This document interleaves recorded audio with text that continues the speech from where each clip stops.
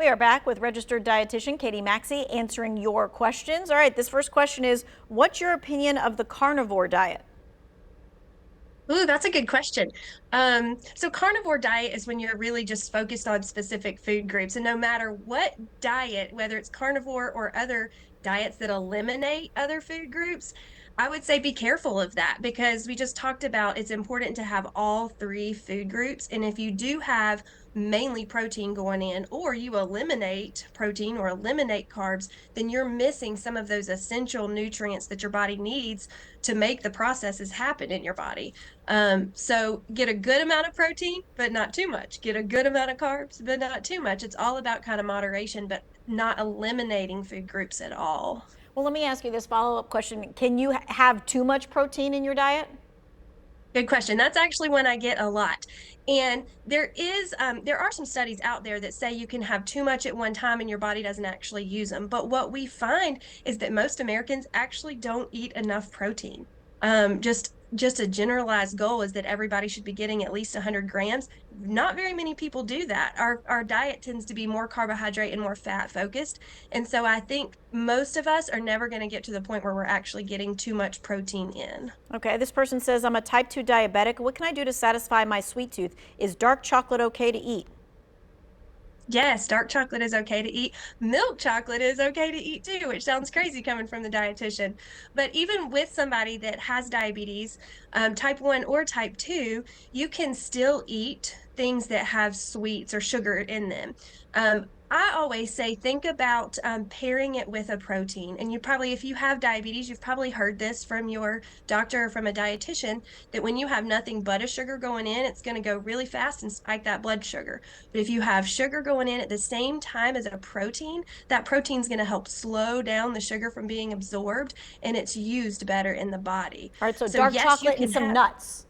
and some nuts. Okay. Exactly. Like if you kind of have that combination, that's when there's a sweet spot and your body's able to handle it better. All right, someone's asking, is there an app to help me with healthy eating?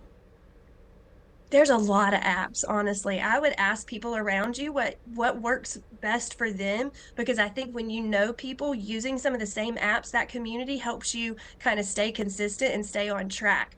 The one that I tend to lean on, it's just been around a while, is MyFitnessPal. I think it's a great one to be able to plug in and see your ratios, and you can see all your macronutrients too, actually. But there's so many apps. It really just is what works best for you and what are the people around you using that will help you kind of be your support system. Okay. This person says, if I'm trying to cut sugar from my diet, should I cut out all the carbs? No, don't eliminate the carbs. Carbs do play a role in the body, especially your whole grain carbs. So there's definitely a difference between something that is whole grain that is just made by the earth versus something that's manufactured and has sugar. That whole grain, like your whole grain bread, brown rice, your vegetables that have those carbs in it, that is going to act differently in your body than a popsicle or ice cream or whatever that might have sugar added in.